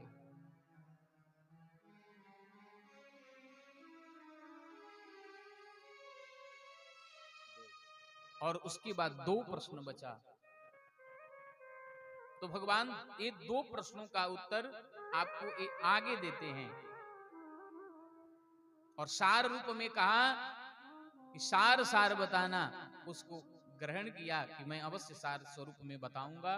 और आगे भगवान चले जाते हैं इस धराधाम पे, तो आगे की कथा ये बताते हैं आपके 11 स्कंध में। भगवान जब चले जाते हैं तो क्या करते हैं? बोले स्वयं भगवान जब चले गए तो वही भगवान भागवत में प्रविष्ट हो जाते हैं। वही भगवान भागवत रूप में प्रविष्ट हो जाते हैं कि भागवत कथा श्रवण मात्र से व्यक्ति अपने जीवन का धीरे धीरे धीरे धीरे यापन करेगा अच्छे ढंग से। तो भागवत कोई भागवत नहीं है, क्या है? श्रीमद् भागवता गुह्यम प्रत्यक्षम कृष्ण एव ही। स्वयं कृष्ण ही भागवत स्वरूप हैं। ये भागवत कोई पन्ना नहीं है, कोई पुस्तक नहीं है। तेने यम वांगमयी मूर्ति प्रत्यक्षा वर्तते हरे। ये अक्षर अक्षर में जो श्याम श्याम अक्षर स्वरूप लिखा हुआ है, वो सारे श्याम अक्षर में, सारे अक्षरों में भगवान निवास करते हैं। तो भगवान कहीं गए नहीं थे। अंत समय में सारे देवता खड़े रह गए थे, उसमें आपको कथा मिलेगी आगे। सारे देवतागण द्वापर में खड़े रहे कि भगवान जाते हैं तो जाते कहां हैं। सारे देवता खड़े रह गए और भगवान ने क्या किया? अपने सूक्ष्म रूप को बनाया ज्योति के समान, और ज्योति के समान रूप बनाकर तेने यम वांगमयी मूर्ति इस भागवत जी में ही स्वयं बैठ गए। बोलिए भागवत भगवान की जय। ऋषियों ने पूछा सूत जी से, हे महाराज, ये भागवत की रचना किसने की? तो कहते हैं देखो, द्वापर के अंत में कृष्ण द्वैपायन व्यास जी का जन्म हुआ। ये स्वयं 24 अवतार में आते हैं व्यास जी। व्यास जी का अवतार हुआ क्यों? बोले ग्रंथों को बनाने के लिए। आगे व्यक्ति अपने जीवन का यापन कैसे करेगा? शास्त्र का मतलब क्या होता है? बोले शास्त्र का मतलब होता है शासन करना। यानी शास्त्र ने जो बताया उस पर आचरण करो, यही शास्त्र का शासन है। आचरण करो।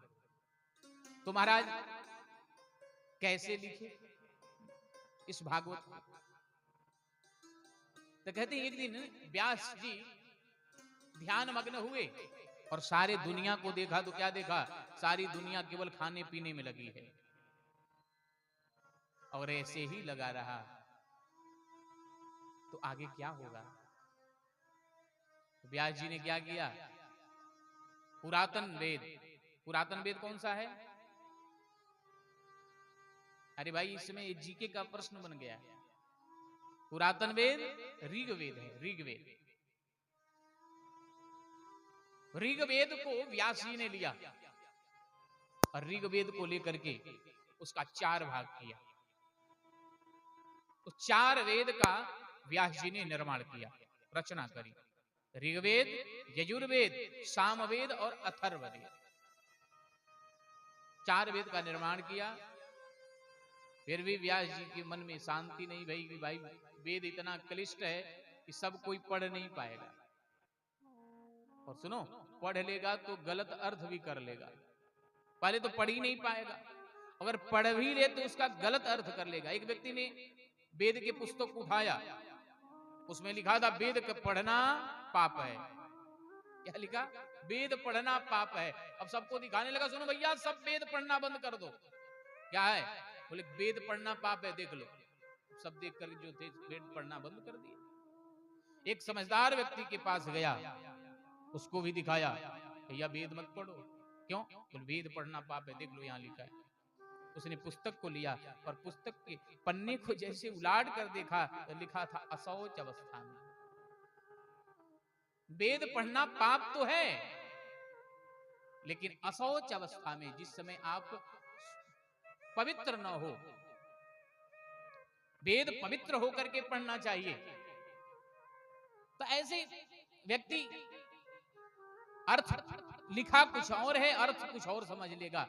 व्यास जी चिंता में पड़ गए, अब क्या करें? तो तुरंत व्यास जी ने उसी समय पंचम वेद महाभारत की रचना करी। जिसको वेद पढ़ना ना आता हो तो महाभारत पढ़ना चाहिए, उससे वेद का ज्ञान होगा। पंचम वेद महाभारत। फिर भी सोचा कि भाई इतना श्लोक, 1,25,000 महाभारत का श्लोक, इतना कौन पढ़ेगा? इसमें कलयुग में 3 घंटा कथा सुनने के लिए समय नहीं है, तो 1,25,000 कैसे सुन पाएगा भाई? तो उन्होंने क्या करी? पुराणों की रचना करने लगी। पुराण बनाते बनाते उन्होंने 17 पुराणों की रचना कर दी। लेकिन 17 पुराण रचना के बाद भी फिर से भी मन उनकी शांत नहीं हुई। आराम से उदास होकर बैठे रहे। उसी समय देवर्षि नारद जी महाराज उनके पास आए, अपने वीणा को छेड़ते हुए, श्रीमन नारायण का उच्चारण करते हुए पहुंचे। नारद जी को देखकर व्यास जी ने बड़ा सुंदर स्वागत किया, पंचोपचार पूजन किया। पूजन करके कुशल क्षेम को पूछा, लेकिन नारद जी ने तुरंत यहां पूछ दिया कि महाराज आप इतने उदास क्यों हो? क्या जी अपनी व्यथा को बताए कि हमने वेदों की रचना करी, महाभारत की रचना करी, और महाभारत की नहीं 17 पुराणों की रचना कर दी महाराज, फिर भी मुझे शांति नहीं मिल रही है। नारद जी ने कहा, सुनो, तूने ऐसा ग्रंथ नहीं लिखा जिसमें जो मानस राजहंस हैं उसमें डुबकी लगा सकें, जो संत महात्मा हैं उसमें डुबकी लगा सकें। अरे महाराज, कीचड़ में कौवा ही स्नान कर सकता है, कीचड़ में कौवा ही अपना भोजन ढूंढता है। जो हंस होते हैं वो तो मानसरोवर में मोती को चूमते हैं। महाराज सारे ग्रंथों को छोड़िए, आप भागवत जी की रचना करिए। व्यास जी ने मना किया, नहीं महाराज, हम मुझे इच्छा नहीं है, अब मैं कितना थक गया हूं, बुढ़ा हो गया हूं, फिर कैसे लिख पाऊंगा। नारद जी ने यहाँ कहा कि अगर महाराज संतों की कृपा हो जाए तो भागवत की कौन कहे, आप इतने पुराणों की रचना और कर सकते हैं। अरे महाराज मुझे देखिए, अहम पुरातीत भवम भवम मुने दास्या सुकाश्यन्य वेदवादिना। महाराज मैं अगले जन्म में एक दासी का पुत्र था। नारद जी अपने चरित्र को बता रहे हैं। अगले जन्म में मैं दासी का पुत्र था। मेरे पिताजी मेरे जन्म से पहले ही मर गए। मैं छोटा था, मेरी मां लेकर इधर उधर भटक रही थी। एक संतों के आश्रम में गई, संतों ने रख लिया। वहां मेरी माँ काम भी करने लगी और माँ का भी भरण पोषण होने लगा और मेरा भी भरण पोषण होने लगा। मैं धीरे धीरे बड़ा होने लगा और जैसे बड़ा हुआ उसी समय मैंने क्या देखा, चातुर्मास्य करने के लिए बड़े दूर से संत आए आश्रम में। चातुर्मास आषाढ़ महीने से शुरू होता है, 4 महीने, आषाढ़, श्रावण, भाद्रपद और आश्विन पक्ष, ये 4 महीने को चातुर्मास से कहते हैं। इस चातुर्य मास में जो व्यक्ति भजन करता है, व्रत लेकर के करता है, संकल्प लेकर के जो करता है, जो भी करता है, स्वाध्याय करे, भजन करे, कीर्तन करे, कथा करे, सब सिद्ध हो जाता है। इसलिए संत महात्मा चातुर्य मास करते हैं बड़े बड़े। चातुर्य मास में 4 महीने के लिए संत आए। हे व्यास जी, मैं छोटा था उस समय, मां के गोद में बैठता था। इसलिए क्या गया है, जब भी कथा में आए तो अपने बच्चों को जरूर बुलाना चाहिए, क्योंकि आजकल के विद्यालयों में ये सब नहीं पढ़ाया जाता है। ये नहीं पढ़ाया जाता है राम कौन है, कृष्ण कौन है, शास्त्र का मतलब नहीं समझाया जाता। जब मैं मां की गोद में बैठ करके संतों की कथाओं को श्रवण करता हूं, उससे मेरी मति बदल गई। जब संत भगवान भोजन करते, अब भोजन से जितना उसमें भोजन छोड़ देते, उस सारे भोजन को मैं एकत्रित करके मैं उसी को खा लेता। उसको कहते हैं शीत प्रसाद, संत भगवान का प्रसाद। उसको खाने से मेरे अंदर इतना ज्ञान आ गया। संत महात्मा जब जाने लगे तो मैं उनके चरणों में गिर पड़ा, महाराज हमें भी लेके चलना। सुनो, अगर नहीं लेके जाओगे तो मैं अपने प्राणों को त्याग दूंगा। इधर मां समझ गई, ओहो मेरा एक ही बेटा है, संत बनना चाहता है। देखो माताओं को डर रहता है कि कहीं मेरा बेटा संत न बन जाए, संत न बन जाए। अरे भाई, इंजीनियर न बन जाए, ठेकेदार न बन जाए, चोर न बन जाए, इसका डर नहीं रहता। इतना डर रहता है कि कहीं महात्मा न बन जाए। हमारे साथ घटित घटना है। मैं घर से निकला तो हमारे माँ बाप समझे कि अब आएगा नहीं, तो मुझे घर पे बुलाया गया, किसी तरह व्यवस्था करके, झूठ बोल के। सभी चाहते हैं कि मेरा बेटा मेरे पास रहे, संत न बने। ऐसे ही नारद जी कहते हैं कि मेरी माँ भी ऐसे ही चाहती थी, लेकिन मेरा तो रंग चढ़ गया था। एक बार जब रंग चढ़ जाता है तो उतरता नहीं है। संत भगवान जाने लगे, माँ परेशान हो गई, रातों रात संतों के पास गई। सुनो बाबा, मेरे बेटे को लेके मत जाना।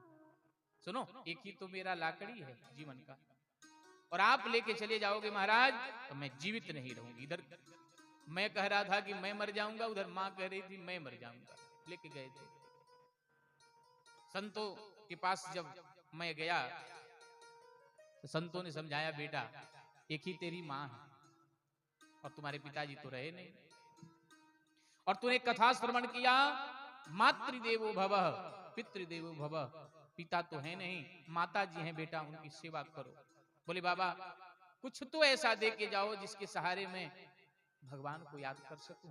तो उन्होंने मंत्र दिया संतों ने, इसका नाम है वासुदेव गायत्री। क्या? वासुदेव गायत्री। ठीक है। अब वेद का जो गायत्री मंत्र है, जो सर्वोच्च मंत्र है वेद का गायत्री मंत्र, उस गायत्री मंत्र को माइक पे नहीं बोलना चाहिए। देखे होंगे आप, रुद्राभिषेक कराने जब पंडित जी आते हैं तो सारे मंत्रों को जोर जोर से बोलते हैं, और जैसे गायत्री मंत्र आता है पंडित स्टॉप हो जाते हैं। इसलिए गायत्री मंत्र को माइक पे भी बजाना मना है। आज कल लोगों को क्या समझाया जाए, वो लोग तो मोबाइल का रिंगटोन भी बना लेते हैं। नहीं, इसको मुख से जोर से नहीं बोलना चाहिए, लेकिन ये वासुदेव गायत्री है, इसको तो बोल सकते हैं। उन्होंने मंत्र दिया कि नमो भगवते तुभ्यं वासुदेवाय धीमहि प्रद्युम्नाय निरुद्धाय नमः संकर्षणाय च। प्यारे मंत्र देकर चले गए, और इधर मैं बैठकर उसी मंत्र का जो है बार बार जप करने बैठ जाता। मेरी मैया परेशान हो जाती कि बाबा कौन सा मंत्र दे के चले गए, यही दिन रात जपता है। जब मैं थोड़ा जप करने के लिए बैठा, मैया मुझे बार बार बुलाती थी। एक दिन मेरे मन में आया, ओहो मेरी मैया मर जाती तो ही अच्छा रहता। मन में सोचा, वैराग्य चढ़ा था। हुआ क्या, एक दिन मैया मेरी गैया को चारा डालने के लिए गई। हुआ क्या, उसी समय सर्प बैठा था, और क्या हुआ, उस सर्प ने मां के पैरों में डंस दिया कि ये कदा निर्गताम गे दुहंतिम निसिगाम पथि सर्पो 10 पदा पृष्ठ कृपणा कालनोदितः। उस समय डंक मारा, मैया मेरी मर गई। मैं बहुत रोया। रोता नहीं तो लोग बहुत गाली भी सुनाते। और ऐसा आपको बता दें, अगर कोई मरे तो विशेष रोना नहीं चाहिए। जितना आंसू बहा रहे हो गरुड़ पुराण में देखना, मरे वाले व्यक्ति के लिए बहुत रोना नहीं चाहिए, आंसू नहीं बहाना चाहिए। जितना आप आंसू बहाओगे उतना ही उसको जो है कष्ट होगा जाते समय, उसके रास्ते में। आप गरुड़ पुराण सुने होंगे, पढ़े भी होंगे, लेकिन कह रहे हैं कि मैं बहुत रोया। मां के पूरे संस्कारों को किया, और संस्कार करने के बाद में जिधर संत गए थे उधर मैं चल पड़ा। ढूंढने लगा, संत मिले नहीं। मैं एक वृक्ष के नीचे बैठकर जो महात्मा जप करने के लिए मंत्र दिए थे, उसी मंत्र को मैं जपने लगा। जैसे मंत्र जपने लगा, कौन सा मंत्र, आइए हम भी नारद जी के साथ थोड़ी देर के लिए जप लें, जिससे कहीं हो सकता है उसी सहारे भगवान हमें भी प्राप्त हो जाए। कौन जानता है कि ओम नमो भगवते वासुदेवाय, ओम नमो भगवते वासुदेवाय, ओम नमो भगवते वासुदेवाय, ओम नमो भगवते वासुदेवाय, वासुदेवाय मेरो राधा वल्लभाय, वासुदेवाय मेरो राधा वल्लभाय, वासुदेवाय मेरो राधा वल्लभाय, वासुदेवाय मेरो राधा वल्लभाय। ओम नमो भगवते वासुदेवाय, ओम नमो भगवते वासुदेवाय।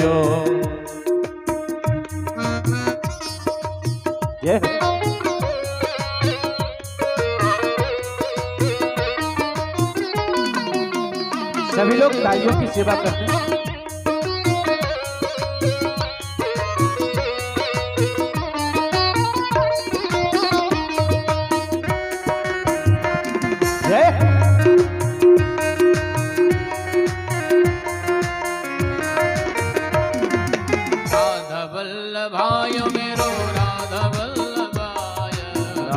वल्लभाय मेरो राधा वल्लभायो, राधा वल्लभाय मेरो राधा वल्लभाय, राधा वल्लभाय मेरो राधा वल्लभायो।